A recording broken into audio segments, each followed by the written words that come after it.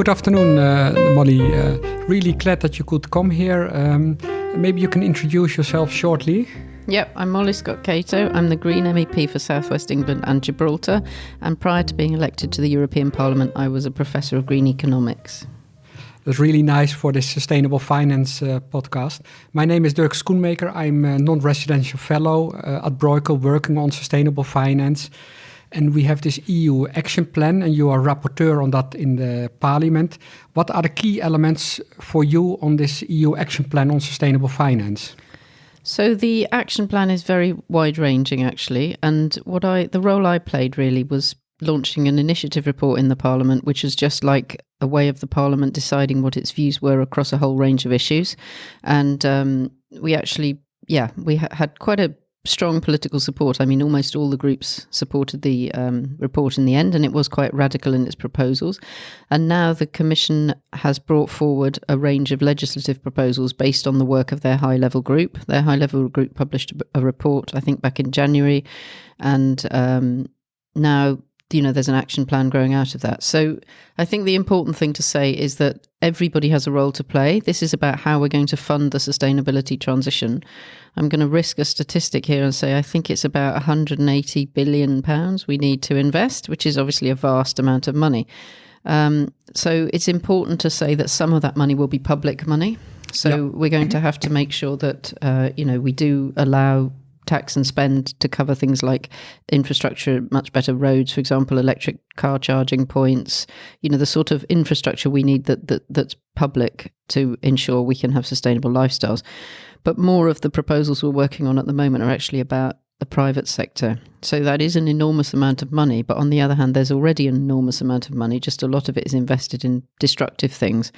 And so the purpose of sustainable finance is to really move that towards sustainable sectors. So, for example, moving money from a coal mine. Let's say a pension has some assets in a coal mine. We need to move that so that they're then holding assets in a renewable wind farm, basically. That's the kind of agenda. Yeah. And what do you think is the key driver of the plan which will make the private sector move from the brown to the green? I don't think there is one single thing. I think it's a wide-ranging agenda, and we have to do a whole lot of things. So the first three proposals we've got, there's one called the taxonomy proposal, and that's just about defining what is sustainable, what is a sustainable investment.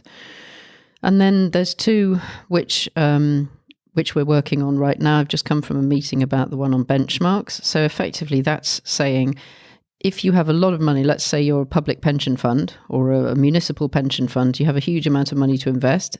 Those sort of organizations tend to be passive investors, which means they'll just pick an index and follow it, and all the companies in it will benefit from that investment. At the moment, there aren't any indexes like that are sustainable. Well, the 0.3 of the market claims to be sustainable indexes, but nobody's really clear, and there's quite a lot of greenwashing. So the Commission has proposed two low-carbon benchmarks, effectively, which means that if the pension fund follows that index, then it will be only investing in companies that are aligned with the Paris Agreement. Anyway, the Commission's original proposal we didn't like so much, so we're trying to change that. So we also have a transition benchmark, which means that even companies which you wouldn't traditionally think of as being sustainable can get hold of that investment if they put themselves on a trajectory to move towards sustainability over a certain time period, and they can prove that they're doing that. That's really nice, because we are in a transition, and we have to recognize that some companies have to move from A to B, and I think that's very good that the Parliament is adding that to the debate, because not everybody is green yet. No, and the thing is, we have to introduce dynamism into the debate, but we have to balance, our sense of desperate urgency. And as a Green, obviously, I wish we'd started doing this 30 years ago. But, we're very late in the day. So it's hard not to get a real sense of urgency and say, just chuck all those fossil assets out tomorrow. But we know that if we did that, there's so much other value depending on them that we would actually just create systemic crisis. So we have to work out how to make an orderly transition as quickly as possible away from fossil assets particularly, and then all sustainable assets. And in that way, the front runners, they are already doing it. So if you really improve the other ones, we make a lot of progress. How do you see the financial industry picking this topic? I've really been very surprised by the amount of support we've had from the financial industry. I mean, they've sort of led this agenda in a way, and obviously two sectors in particular. On the one hand, pensions, because they have to think long term. Yeah. So they know that if we keep to the promises of the Paris Agreement, then a lot of the assets they're currently using to base people's pensions on won't have any value, because we're phasing out fossil fuels at least by the middle of the century. So that's one group that's been very supportive.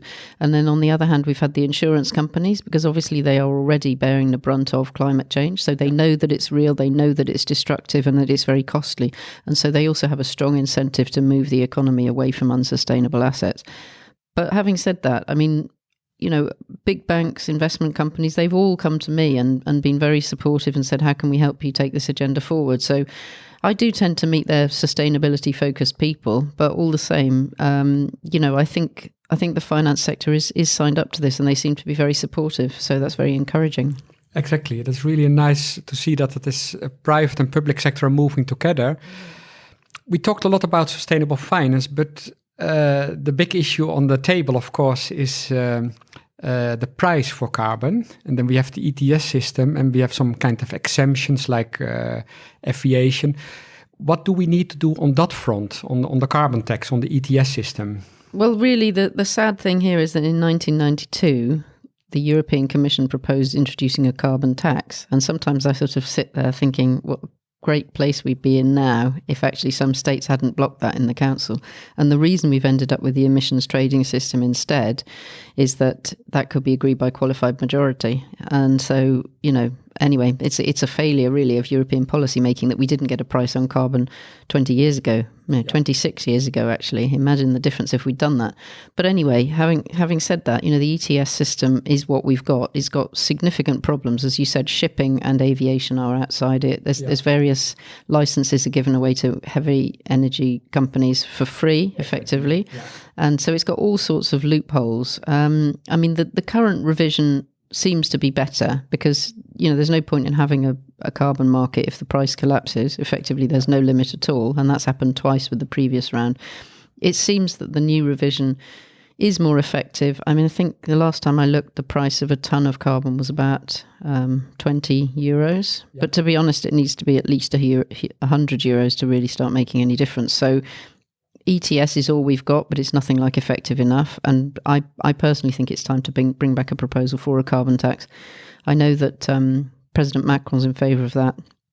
I think we need to get the Commission behind that at the beginning of the next mandate and really bring that in. So there's a clear price on carbon, and it's clear that it's increasing as well. That's what will really shift the economy rapidly. And it is so important for decisions. I'm from the Netherlands, and we are discussing extending Schiphol, our airport, without taking a future carbon tax into account. And then if the carbon tax hits in, then flying will reduce and there is no extension needed. So, well, the same with Heathrow, exactly the same thing in London. So, no, I think people know that we have to end fossil fuels, but what's really bizarre is that everybody's still flying around the world just as much. I'm known as the MEP who doesn't fly. I said at the beginning of my mandate I'd fly once, and I've managed to do that. So obviously it's more difficult for other people because I can use Eurostar, but literally people just think that that's a completely free thing that you can just choose whenever you fly, and they're being encouraged to fly more, they're being subsidized to fly, and there's no attempt to limit demand on flying. So